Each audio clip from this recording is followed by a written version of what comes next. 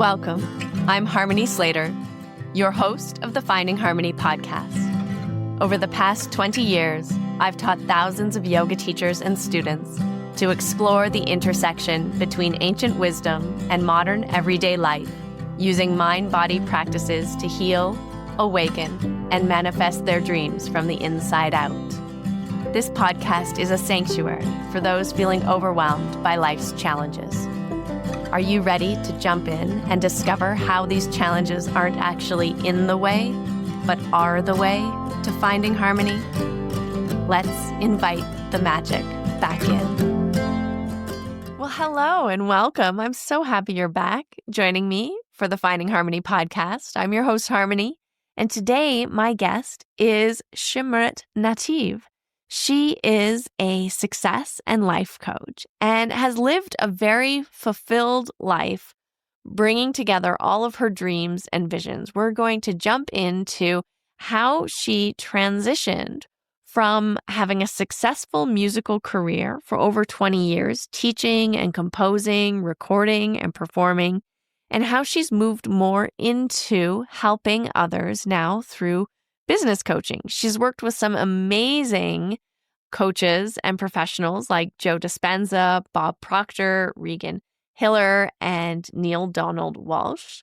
And I think you're just going to find a lot of insight and a lot of wonderful stories in this interview. So I'm excited to jump in and look at how you can bring more success, more fulfillment into your life with some of the tips that our beautiful guest today is sharing with us. So let's jump right in.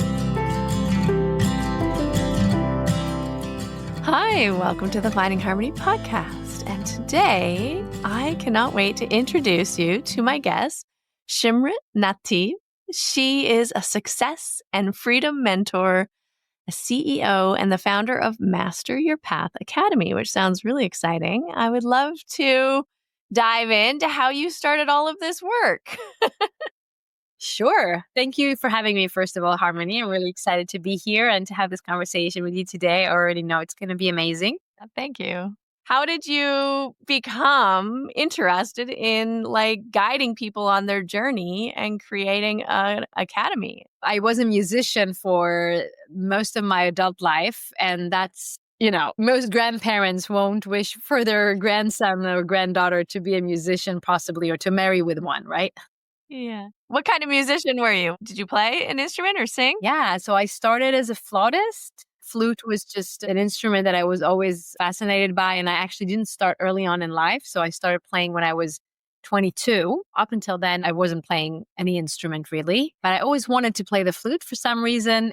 At first, I tried to tick a box. And I went to university to study psychology and statistics, and then philosophy. But I didn't really enjoy the environment in the academy and what they required for one to study and all the hoops one would need to jump through in order to actually work with people and serve and help people as a psychologist. So that didn't really resonate with me. So I stopped. And then I found myself in a relationship with who was then to become my partner for some years, for 5 or 6 years. And with him, I joined him basically living outdoors. And we lived outdoors for several years. And that is where I found my way into this passion of nature and also the flute.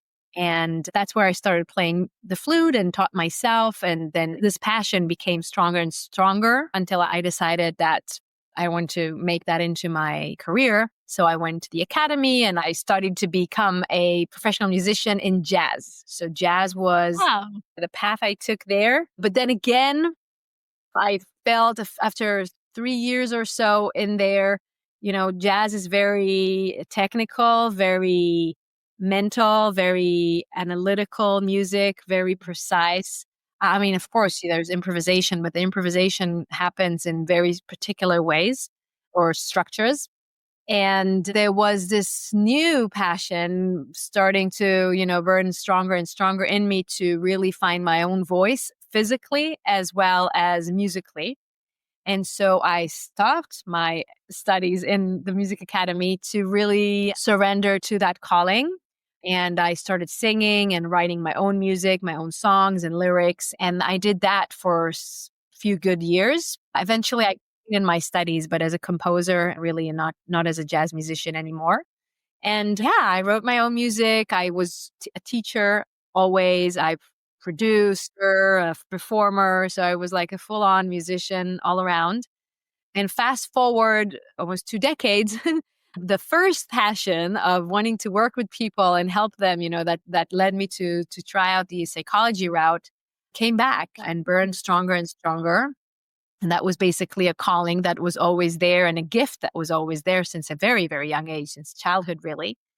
And I felt that it was time to let go of the musical career I'm still very passionate about music, but not so much the career aspect, like the business aspect of the musician kind of career. I wasn't very passionate about it anymore. And I really paused and I had to listen and wait for clarity to come, for clear guidance to come so I can know what is next, because I didn't really know. So I didn't really know what it would look like for me to answer this calling. I just knew that it's not what I was doing and that it had something to do with helping people and really sharing my gifts that I always had since a young age. It sounds very interesting, like very similar journey. Well, similar in some ways to me, where I went to university and did a degree in philosophy and religious study and wanted to do psychology, but did not like the statistics part of it. So only did the minor in psychology and decided also, like originally my intention was to become a forensic psychiatrist. But then I was like, that's too many years in school and too much science and statistics and all the things. And so then ended up going into the field of yoga, more down the philosophical and spiritual path, traveling to India, spending many years there.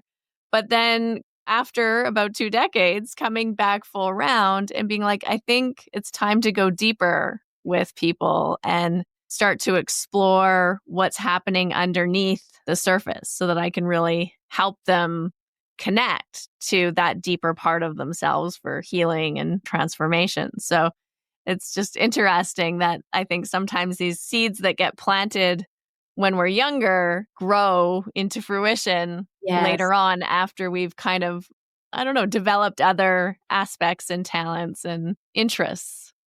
So you kind of were in a place, it sounds like, where you were still in the music world, but feeling like you wanted to do something a little bit different, but not exactly sure what that would look like. Yeah.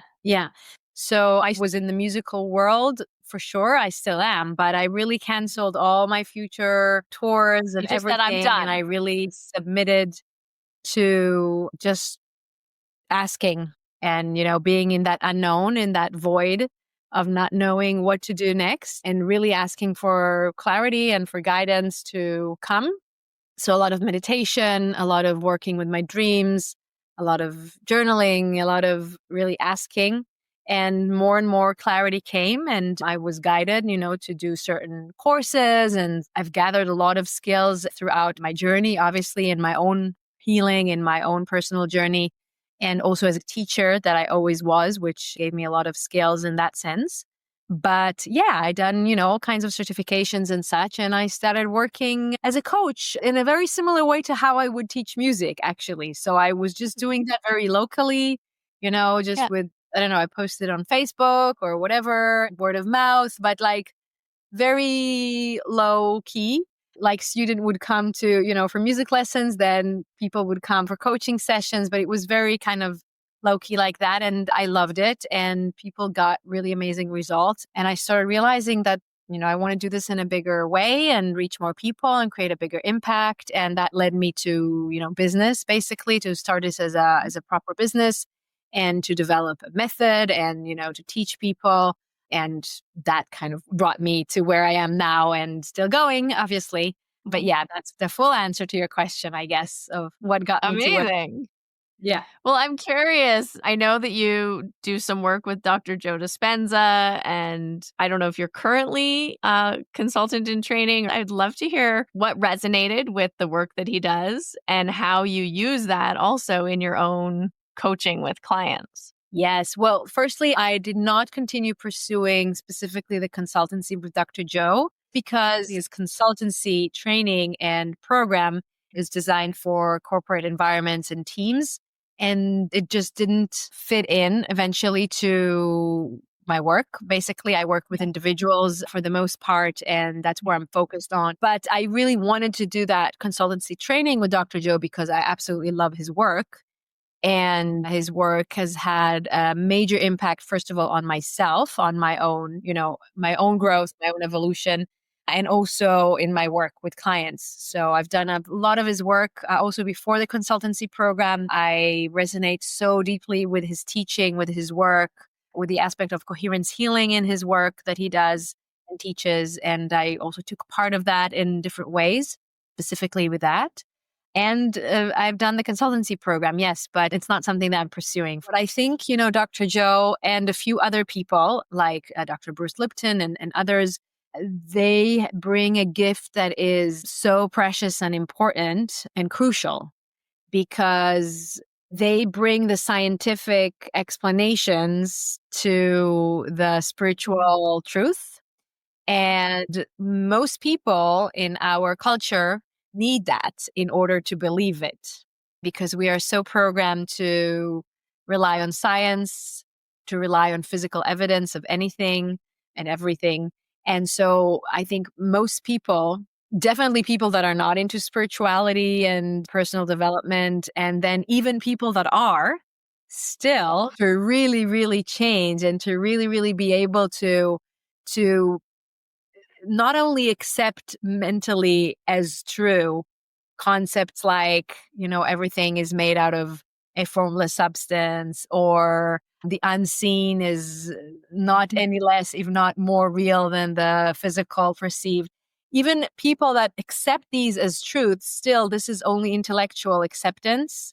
And it's still difficult for most of us, even the spiritual types, to truly embody these concepts and to believe it not only intellectually, but fully, and to really Yeah. this on a subconscious level, basically. So Yeah. that's why I think their work, that Dr. Joe's work and a few other people that do similar work, is so, so crucial to really bridge Mhm. these worlds and to really, they basically deliver for us this physical and scientific evidence that we require because of our programming, really accept this as true and therefore, apply it to our lives. Yeah. Do you use his techniques for coherence or his meditations in your own practice or with your clients? Well, I don't use his meditations with my clients because that's his Yeah. property. Obviously. But I use his meditations a lot for my own personal practice. There were times when that was really most of what I was doing, and now not so much, but definitely a lot of that in the past. And my own work, the meditations that I create and the transmissions that I deliver with my clients are influenced by all the people that I've worked with and all the mentors that I've had. And definitely Dr. Joe is one of them. So yeah, it's the influence is definitely Yeah. there. Did you also work with Bob Proctor? Was that one of your first kind of certifications to become a consultant in his methodology? Mhm. It wasn't the first. I was already a certified transformational coach before working with Bob. And also I did Sadhana Masayan healing certifications, which is a type of healing that comes from Kundalini Yoga. So I've had all kinds of other certifications before working with Bob.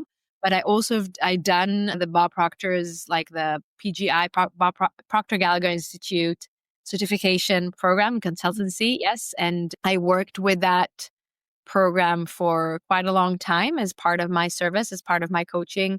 And working with Bob really, basically, I started my business without all of these things. So I had my transformational coaching certification and all of many other tools that I've gathered along my own journey. And I started working with clients, and really the results were so amazing. And then I started, building my business as I've shared. And that was all before Bob, before Dr. Joe, and before many of the other mentors that I've had afterwards, because I felt that I was so motivated and my mindset was so very strong. And I've done so much healing work before that in my earlier 20s and 30s. And I've healed my body and I've manifested the love of my life and so many things through a lot of inner work. And I've seen results with clients. I felt at that point that I don't need to invest basically in my own personal development. And all I need is to invest in my business development because I had no experience in business, right? I've never worked for anybody else in my life. I only, I was teaching music, I was a musician. So I felt that all of my attention and resources should focus on that.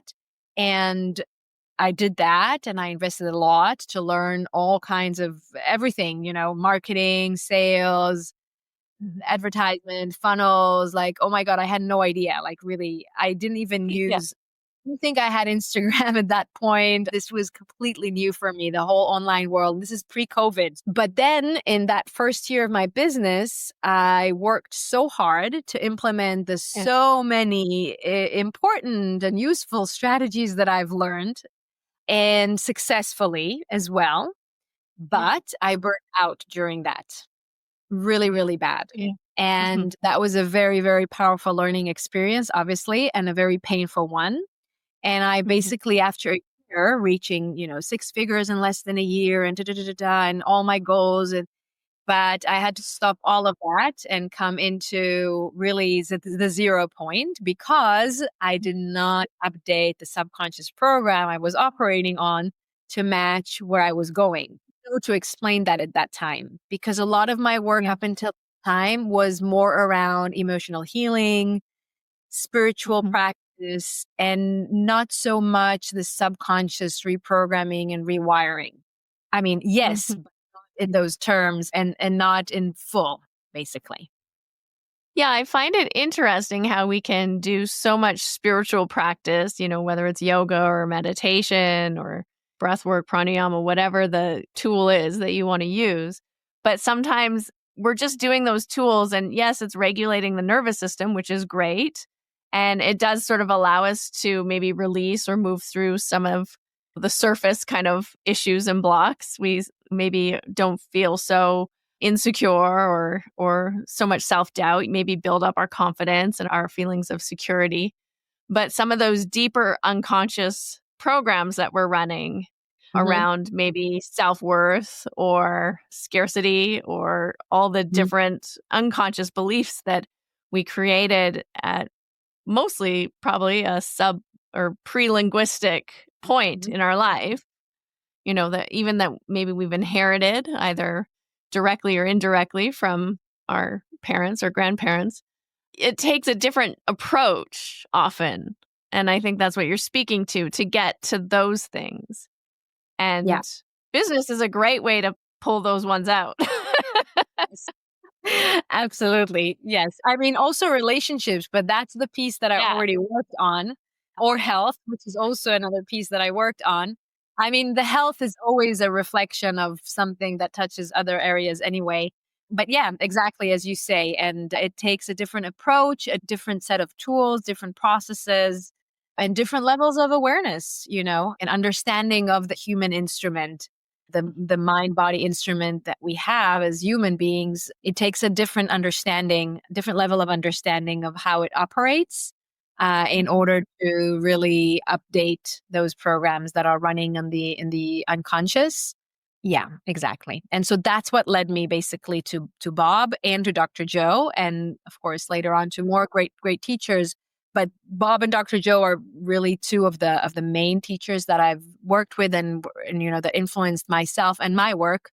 And that's what led me to them. So at that point, I burned out. I had to stop. I had to let go of the team that I had and really came back to point zero and very bruised. And then I said, okay, now I understand that I need to invest in me and the inner game. And that's what led me first to Bob and then to Dr. Joe. Yeah. Or kind of in parallel, I guess. Yeah. And how do you work with clients who maybe recognize that there's something going on underneath the surface, but they're not really quite sure what that is? How do you help them identify and then reprogram some of these deeper unconscious beliefs that are coming up? We work through a process of 18 steps, basically, and it is designed to really master the instrument, as I called it, the human instrument, and the skill. It's a skill. I always say that, well-being in whatever shape or form one desires it to be, or what it means to anyone, well-being, financial, physical, in relationships, lifestyle, whatever it may be, it's a skill. Well-being is a skill. Freedom is a skill that you can practice and master. And so this process is designed for that, to practice and master the instrument and the skill. And the instrument has an operating system.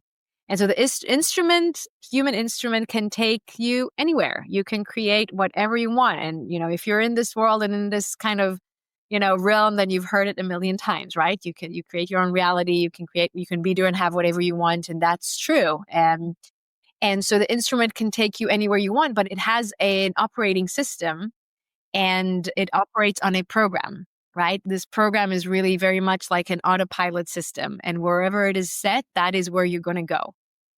And it doesn't matter what you do and how much you want and how much you try. It's exactly what happened to me, right? So I really was ready to work very, very hard and to do whatever it takes to get to where I wanted to go. And I, in fact, reached it or started to reach it. But the autopilot system, so to speak, was not updated to that destination. It was set on a different course and I didn't update it. So I deviated from that course, right? Building a business, reaching 10K months and beyond, and the system pulled the instrument, pulled me back right to the course that's been set. And so in this process, we first of all anchor into the awareness of who we truly are, because we are not this instrument, right? We are spiritual beings, and this human part of our experience is the instrument part. And so the process really starts with anchoring into that awareness, because then we are plugged into source and we can start learning how to direct that source energy with the instrument that is designed exactly for that, and update the program the instrument is operating on to match to where we want to go. And so to be able to direct the energy in that trajectory and sustain it. And then we really identify what are those. So the program is a multitude of patterns, that subconscious program. Yeah. And so we identify which are those patterns that are not a match to the new destination, to where we actually want to go. And we start shifting those patterns one by one through certain processes and meditations that I find is really powerful. And I find that, meditation is vital, of course, not in most cases, not complete. Like for most people, I find that only meditation alone, even if it's every day and for, long meditations, it's still not complete. Because for most people, even if they meditate for 2 hours a day and it's very effective and amazing, still when they go out to life, right, and engage with people, with circumstances, still that program gets activated and they keep reacting in the same patterns. And so it's meditations, but also other processes and practices. And it's a lot about updating the identity, right? Because it's who we are. And we've heard this a million times as well, right? It's who you are.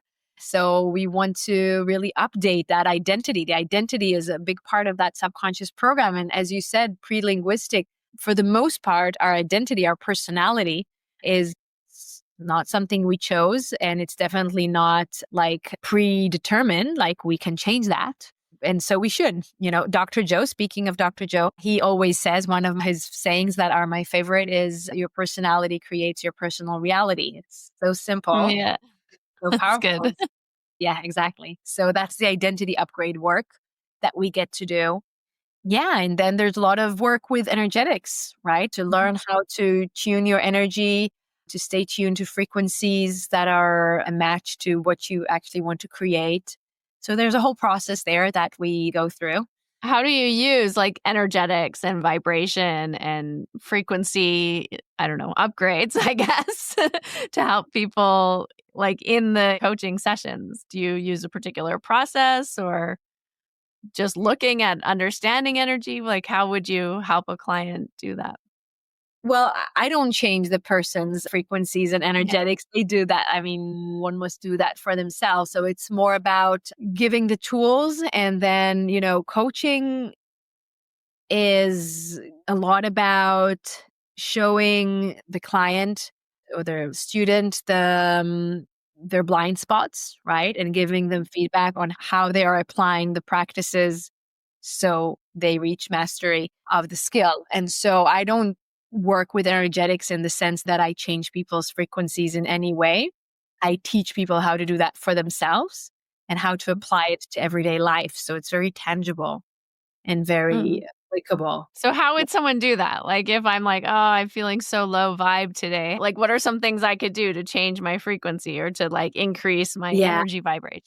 Well, there are different things, obviously. Some of the things can be very, very simple and also very personal, right? So, all of my students very early on in the process create their list of exit points, we call it, Mm. right? So, it's like when you, like you say, I'm feeling very low. I'm not, or maybe you feel stressed, or maybe you feel like any kind of low frequency, right? And that usually tends to catch momentum. That's what we call a down Mhm. spiral, right? So usually, if we feel like that and we don't do anything about it, then it gets worse and worse until, I don't know, we go to sleep or something. Depends. Sometimes it can be Yeah. even sleep and cannot help that, or cannot happen even, as some people can sleep well when they're in a down spiral. So anyway, you want to exit that highway basically that is moving you in the wrong direction basically. Yeah. And so you create your list of exit points, and it can be simple things truly, as jumping jacks or your favorite song, or of course breath work and things like that. So it's very personal. People create their own list of exit points. Another thing is really to understand atonement, Mhm. and when you go out of atonement, when you go out of tune, right? So Mhm. basically, speaking of an instrument, it's really like many times I give examples from the world of music, really, because that's a Mm. big Yeah. reference for me. And for a lot of people, right? Whether you're a musician or not, we all share that language. And so it's like a guitar or a musical instrument, right? That gets out of tune. So we can hear it, right? Some people are less sensitive to that and some people more, but definitely as you do this work, just like as you do the work of playing an instrument, you learn how to really hear it. Like, ooh, here this frequency, it's out of tune, right? So with this work, our students learn how to really hear the frequency that is out of tune, right? And then come back to atonement with, directing. It's a lot about directing attention, basically. It's about attention, right? Because where attention goes, energy flows. We heard this also many times, and that's really true. It's so basic and so simple, but so misunderstood. Like truly, what we give our attention to is Mhm. what we direct. Pure, unadulterated energy that everything is created of. Mm. We are so powerful. We are the most powerful thing, and we do that simply by observing, by giving our attention to something. And in quantum mechanics, it's called the observer effect. And so each and every one of us is the observer, and energy collapses into matter now by what we give our attention to.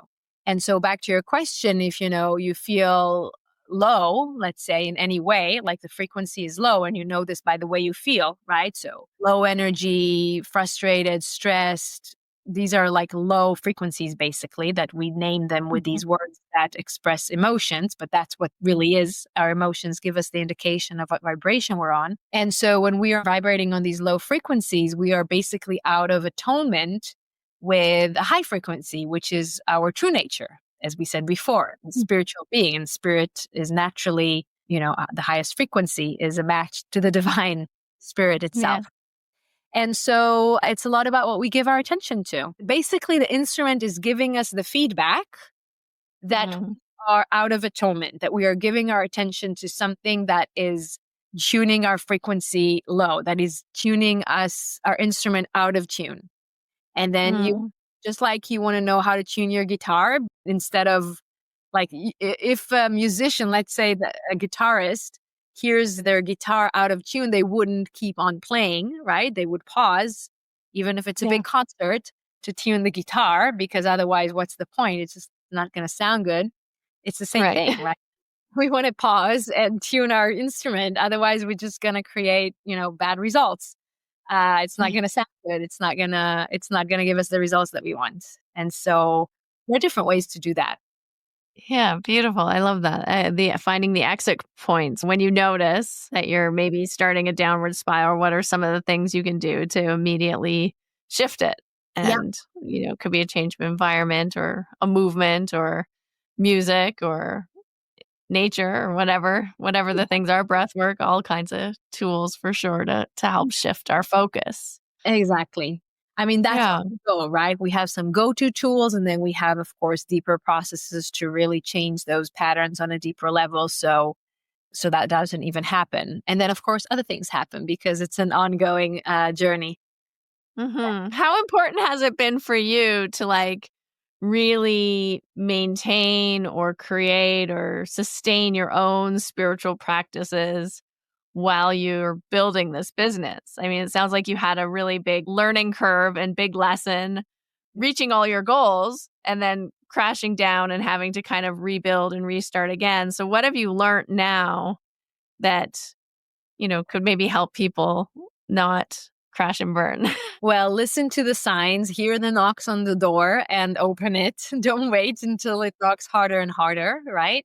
So I didn't listen to those knocks and I'm like, no, I'm going to go. I'm going to go.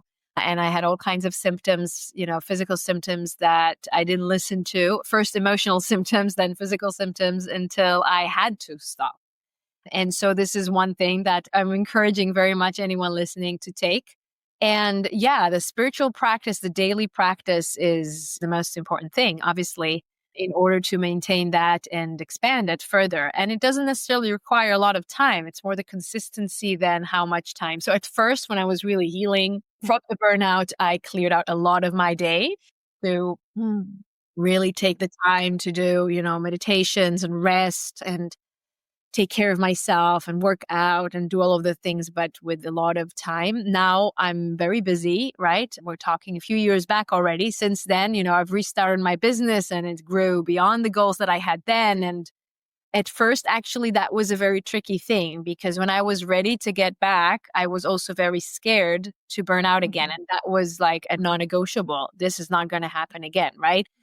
But on the other hand, I really wanted to do, right? I Yeah. love doing. I'm an action taker, and I didn't give up on my dreams and on my goals. And I was like, okay, I'm ready to go, but I'm also, how can I go without going back to what I was doing before? First, when I got back to the doing, my body, my skin specifically, would give me signals. And then at first that was like, okay, these are my signals. So now I'm just going to listen every time my body gives me those signals because I've learned from my experience. And so now every time I'm getting these signals, I'm going to slow down. But that really didn't work for a long time. That was not sustainable and was not satisfying because Yeah. the signals came quite quickly. And Right. so I want to do more. I have the drive. I have the vision. I have the purpose. I have what to do. I have work. I have leads, Yeah. clients. I have let's go. But the signals are coming and I have to slow down. So how does that work?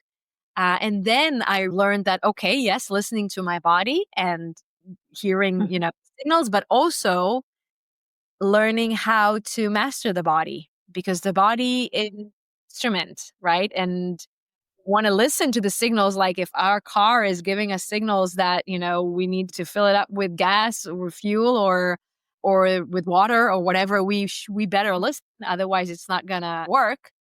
Yeah. But also we are the drivers, right? We're not going to just let it do whatever it wants. So that's not going to be, I mean, I don't know today. With the self-driving cars, we're gonna have to come up with a new analogy soon. But yeah, for now it works. For now it works. Although I'm sure even then something like we have to program it. Like otherwise, yeah, okay, this Yeah. takes us to a whole Pay other attention. it's artificial intelligence. But anyway, yeah. So to master the instrument, basically. So I've learned that it's about now. Okay, updating the program, again, the subconscious program, so I can do all that I'm so passionate and wanting to do without, because the burnout was not because I was working too much. Mm. It was because of the program I was operating on while working. That's a Mm. big difference. So for where the program was set, the subconscious program was set, I was working too much. Uh, But now sometimes I work less, sometimes I work more. I do, I love to work. I love my work. It's not about not working. It's about updating the program you're operating on, so the work that you do is yielding the results that you want, and without any compromise, without like overworking the instrument basically beyond its capacity. So it has the capacity, but it's capped by the program. So you have to update the program so you can tap into more of the capacity of the yeah, instrument. it makes sense. Especially, I mean, if you come from a place where you think, oh, I should only have to work 4 hours a week, and then you're trying to start your own business and you're working like 80 hours a week. Yeah. Then even unconsciously, even if you think, oh, I'm going to start my own business to work less, you might have to kind of understand like, oh, it's not about working less, but it's making the work feel like play or feel like something that you want to do. And that's the joy, rather than clocking in and having to work less hours at a job that you don't like. And so, of course, there's all these little undercurrents of our past that kind of come into our present and then cause effects in our future for sure. Yes, exactly. Yeah. And of course, Yeah. be an entrepreneur, you do have to have some level of hunger. I think that entrepreneurship, the best analogy, I mean, I give a lot of analogies from music when it comes to the inner work, but another really good analogy, especially when we talk about entrepreneurship, is Mhm. sports. You know, Yeah. I've athletes that are really, that really made it, the big stars, they work hard. Obviously, they work Yeah. very, but they love it, right? And they are hungry for that. And it's not, I mean, it looks like it's about winning or losing. Obviously, that's what competitive sport is about, but it's not really about that, right? One of my favorite things is from Kobe Bryant. I absolutely love the videos of when he speaks about the mental game, which is always it's about the mental game. And he says, it doesn't matter. There is no such thing as failure, because at the end of the day, if you lose the game, that sucks, right? That sucks. Of course, all he was so competitive. So obviously to lose the game is just terrible, right? It sucks. And then in the morning and you go back and do it. You practice to the next game. And if you win the game, that's awesome. That feels so good.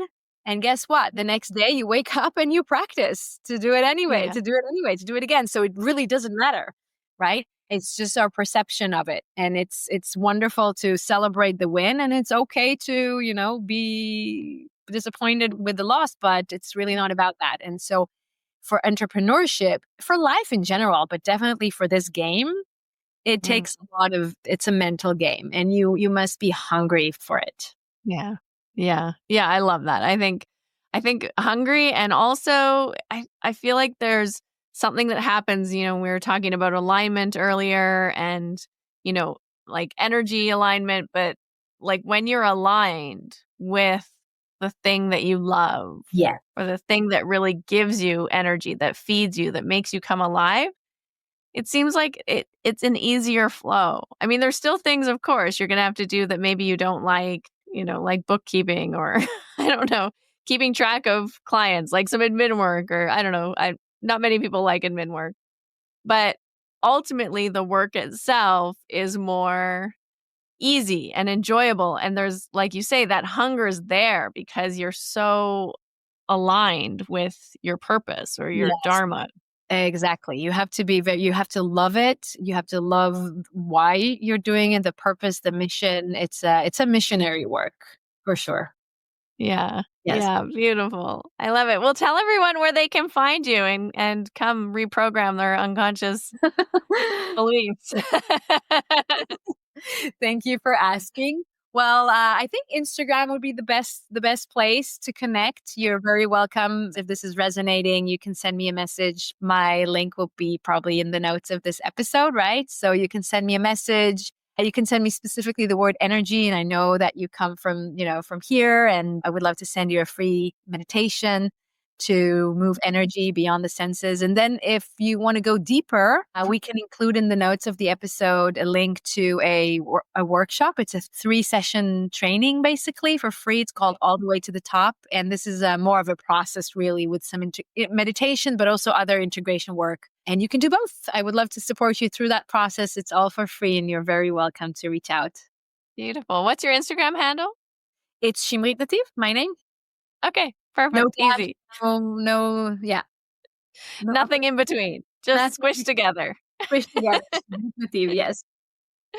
Beautiful. Well, we will put all those links in the show notes. And yeah, I would love to download your meditation and also your workshop process. So thank you. You're very welcome. And thank you so much for having me.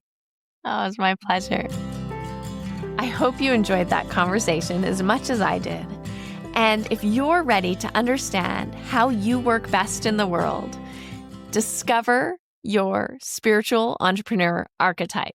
I've created this most amazing quiz. It's free for you, and it's going to give you the key that unlocks your ability to attract your ideal clients and create a business that truly resonates with your soul. After taking the quiz, get ready to receive your archetype branding inspiration kit. It's going to help elevate your business and your branding to the next level. Maybe you're wondering, what is a spiritual entrepreneur? Well, a spiritual entrepreneur is someone who feels called to use their unique skills, talents, and knowledge to serve and uplift others. Sound familiar? I think it might be you. Typically, yoga teachers, healers, coaches are in the realm of the spiritual entrepreneur. You're living your dharma. You're walking a path and leading others towards their own path of personal growth and development. So, if you're ready to align your soul with your business goals and align your business with your true purpose so that you can attract more of the people that you're here on this planet to serve, then be sure to head on over to my Spiritual Entrepreneur Archetype Quiz. It is so much fun, and you are going to get so many little gems as a result of taking this quiz. That's it. We've concluded another episode of the Finding Harmony podcast. I just want to thank you so much for doing the work that changes the world, starting with yourself. It truly does make a huge difference. Please make sure you have your automatic downloads turned on wherever you listen so you don't miss any of the upcoming episodes. I have so much more magic I can't wait to share with you. Lastly, if you're on Instagram, I love connecting and hearing from you. So come on over and say hello at Finding Harmony Podcast. And you can also come say hello to me personally at Harmony Slater Official. Thank you again for being here. I cannot wait to share more with you in our next episode.